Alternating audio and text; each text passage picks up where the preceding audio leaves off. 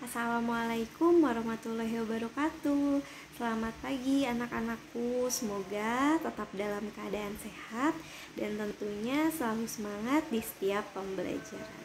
Hari ini bertemu lagi dengan Ibu Eka pada mata pelajaran PPKN. Sebelum kita memulai pembelajaran, kita berdoa dulu yuk. Juga kita doakan saudara-saudara kita di Indonesia lainnya yang sedang terkena musibah seperti banjir, longsor, dan sebagainya. Semoga Indonesia bisa kembali pulih. Berdoa menurut agama dan kepercayaannya masing-masing dimulai.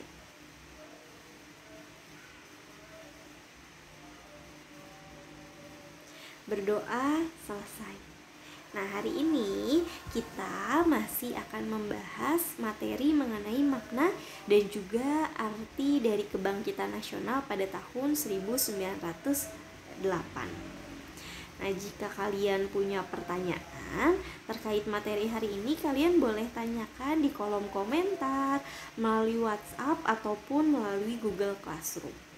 Ya, jangan lupa juga absensinya diisi, tugas-tugasnya dikerjakan, tugasnya nanti ada di Google Classroom ya.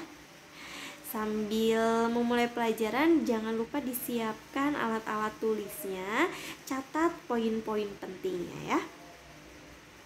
Ada yang masih ingat gak sih minggu lalu kita belajar tentang apa? Jadi minggu lalu kalian sudah tahu kan bahwa pada masa kolonial Belanda di Indonesia ini masyarakatnya terbagi menjadi 3 golongan atau 3 tingkatan. Di tingkat yang paling atas ada golongan untuk orang-orang Eropa atau orang-orang yang berkulit putih. Kemudian di tingkatan yang kedua ada golongan untuk orang-orang timur asing, dan juga di golongan ketiga yang paling bawah yaitu adalah orang-orang inlander atau orang-orang pribumi. Nah, kita ini adalah orang-orang pribumi. Pada masa kolonial, orang pribumi ini sering sekali didiskriminasi. Ya, sering kali diperlakukan sewenang-wenang. Misalnya tenaganya yang diperas tanpa diberikan upah yang layak. Terus juga orang-orang pribumi dilarang bersekolah, hanya anak bupati misalnya yang boleh bersekolah gitu ya. Nah, kemudian seiring berkembangnya kehidupan pada masa kolonial, karena pada saat dulu kan orang pribumi hanya boleh bekerja untuk Belanda tanpa disekolahkan ya, tanpa boleh sekolah. Nah, hal itu ternyata mengakibatkan orang-orang pribumi yang bekerja untuk Belanda pun mengalami kesulitan karena orang-orang pribuminya tidak bisa membaca, tidak bisa menulis maupun menghitung. Nah, akhirnya Belanda mendirikan sekolah-sekolah. Di sini ada sekolah pendidikan umum dan juga sekolah pendidikan kejuruan. Nah, sekolah ini Belanda dirikan, tujuannya ini adalah untuk menunjang kebutuhan pekerja orang-orang pribumi ya, agar terampil, agar bisa membaca, agar bisa menulis maupun menghitung. Selain karena faktor ini, karena kebutuhan Belanda sendiri, sebenarnya banyak juga orang-orang Belanda yang merasa sebenarnya tindakan Belanda menjajah Indonesia itu salah. Nah, akhirnya karena sudah terlanjur menjajah, akhirnya orang-orang Belanda yang merasa prihatin, merasa empati dengan orang-orang Indonesia, dia juga ikut memperjuangkan agar orang-orang pribumi ini mendapatkan sesuatu yang layak, seperti halnya pendidikan. Nah, ini juga disebut dengan yang namanya politik etis atau politik balas budi. Jadi karena orang-orang Belanda sudah mengeruk kekayaan alam orang Indonesia, sudah memperas tenaga kerja orang-orang Indonesia, akhirnya Belanda melakukan yang namanya balas budi. Salah satunya itu di bidang pendidikan, yaitu dengan Belanda mendirikan sekolah-sekolah. Di sini ada 2 foto yang bisa kalian lihat juga, itu adalah contoh foto dari orang-orang pribumi yang sedang bersekolah. Nah, di sini ada sekolah-sekolah yang didirikan oleh Belanda. Yang pertama ini adalah sekolah pendidikan umum. Di tingkatan sekolah dasar yang bisa ditempuh selama 7 tahun ini ada yang namanya HIS. Kemudian untuk sekolah menengah pertama ditempuh selama 3 tahun, yaitu MULO, dan juga dilanjutkan dengan sekolah menengah atas yang juga sama ditempuh selama 3 tahun, yaitu adalah AMS. Setelah orang-orang pribumi yang lulus di sekolah pendidikan umum, orang pribumi juga bisa melanjutkan pendidikannya di sekolah pendidikan kejuruan. Nah, di sini ada sekolah untuk guru bantu ya yang juga bisa kalian baca. Terus ada sekolah untuk guru atas. Ini juga ada yang namanya OSPIA. OSPIA ini adalah sekolah kejuruan untuk calon pegawai pemerintah pribumi ya, orang-orang pribumi yang bekerja untuk pemerintahan Belanda. Nah, kemudian juga ada STOVIA. STOVIA ini nanti juga akan yang kita bahas di berikutnya ya, karena dia juga mahasiswanya cukup berperan dalam pergerakan nasional. Nah, STOVIA ini merupakan sekolah kejuruan untuk kedokteran yang terletak di Batavia atau Jakarta dulunya ya. Kemudian juga ada sekolah tinggi teknik yang berada di Bandung. Nah, ini adalah sekolah-sekolah yang didirikan oleh Belanda. Karena orang Indonesia, orang pribumi sudah diperbolehkan untuk bersekolah, kemudian kan pastinya ada orang-orang pribumi yang berpendidikan. Nah, orang-orang pribumi yang berpendidikan ini dia mulai berpikir, nah seharusnya kita mendirikan suatu organisasi nih. Organisasi ini tujuannya adalah salah satunya untuk memajukan bangsa Indonesia ya, masyarakatnya juga untuk memperjuangkan kemerdekaan. Nah, di sini ya, ada sejarah dari kebangkitan nasional dalam perjuangan kemerdekaan. Nah, di sini juga bisa sambil kalian lihat, ini adalah salah satu tarian tradisional yang berasal dari Bangka Belitung ya, yaitu adalah tari campak.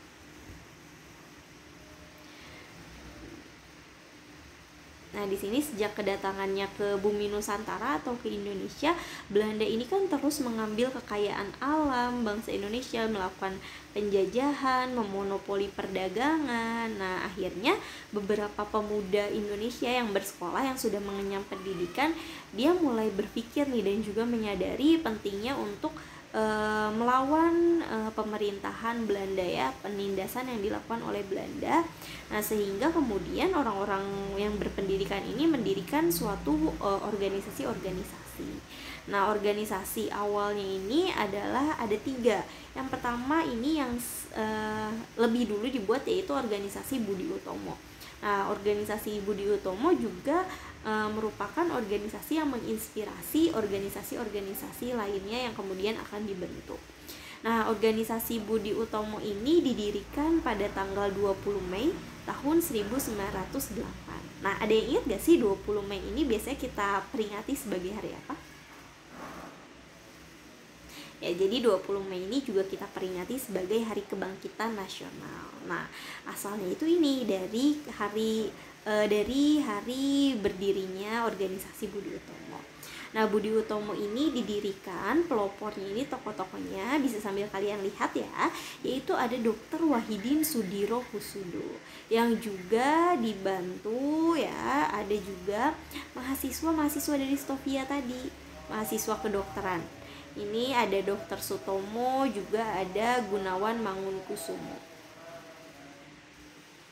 Nah, tujuan dari didirikannya Budi Utomo ini adalah untuk mencapai kemajuan bagi masyarakat khususnya di Pulau Jawa dan juga di Madura ya, melalui pendidikan. Nah, kemudian dari organisasi Budi Utomo lahir juga organisasi yang lainnya. Di sini ada yang namanya Sarekat Islam. Sarekat Islam ini berdiri pada tanggal 10 September tahun 1912. Nah, ada tokoh pelopor dari Sarekat Islam, yaitu adalah Hos Cokro Aminoto. Nah, beliau ini mendirikan Sarekat Islam dengan tujuan untuk memajukan semangat dagang masyarakat Indonesia. Itu yang pertama. Kemudian yang kedua adalah untuk menjalankan ajaran agama Islam dalam kehidupan sehari-hari. Nah, di sini ada logo-logonya juga ya.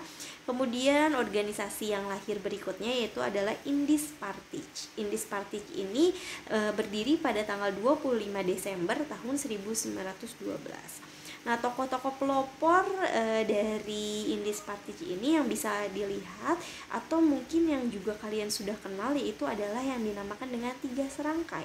Tiga serangkai ini ada 3 orang. Yang pertama adalah Douwes Dekker. Douwes Dekker ini sebenarnya adalah orang Belanda, akan tetapi dia simpati dan juga empati, merasa prihatin sehingga ikut memperjuangkan kemerdekaan Indonesia. Yang kedua adalah Dr. Cipto Mangunkusumo, dan yang ketiga adalah Suwardi Suryaningrat. Ada yang tahu nggak sih Suwardi Suryaningrat itu nama aslinya dari siapa? Nah, Suwardi Suryaningrat itu merupakan nama asli dari Ki Hajar Dewantara, Bapak Pendidikan Indonesia. Nah, tujuan didirikannya Indies Partij ini adalah untuk menuntut kemerdekaan bagi Hindia Belanda ya. Dulu Hindia Belanda, sekarang Indonesia, serta mempersatukan berbagai golongan masyarakat yang ada di Hindia Belanda. Nah, ketiga organisasi ini merupakan organisasi-organisasi pelopor dalam pergerakan nasional Indonesia.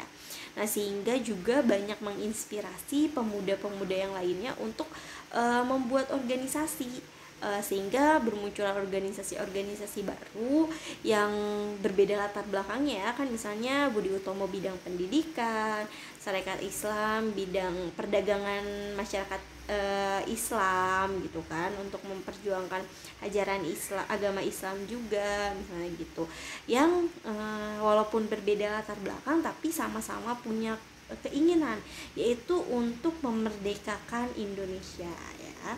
Nah, ini merupakan organisasi-organisasi pelopor. Nah, kemudian setelah 3 organisasi ini terbentuk, bermunculan organisasi-organisasi lain. Misalnya ada Gerakan Perempuan, kemudian juga ada PNI, Partai Nasional Indonesia. Nah, kemudian sehingga dengan adanya organisasi-organisasi ini, ya, dengan adanya organisasi ini kan semakin kuat ya persatuan orang-orang Indonesia. Nah, nanti ada yang dinamakan dengan Sumpah Pemuda juga. Tapi yang masih kita bahas itu adalah mengenai organisasi-organisasi ini dulu ya. Nah, gimana nih? Kalian sudah paham belum materi yang kita bahas hari ini? Ingat ya, kalau kalian punya pertanyaan jangan sungkan untuk bertanya. Kita diskusi sama-sama. Nah, sampai di sini pertemuan kita hari ini. Jangan lupa tugas-tugasnya dikerjakan, absensinya diisi. Ya, tetap jaga kesehatan, patuhi protokol kesehatan. Sekarang ingat 4M. Menjaga jarak, memakai masker, terus mencuci tangan dan menjauhi kerumunan. Sampai di sini pertemuan kita hari ini. Terima kasih banyak ya. Wassalamualaikum warahmatullahi wabarakatuh.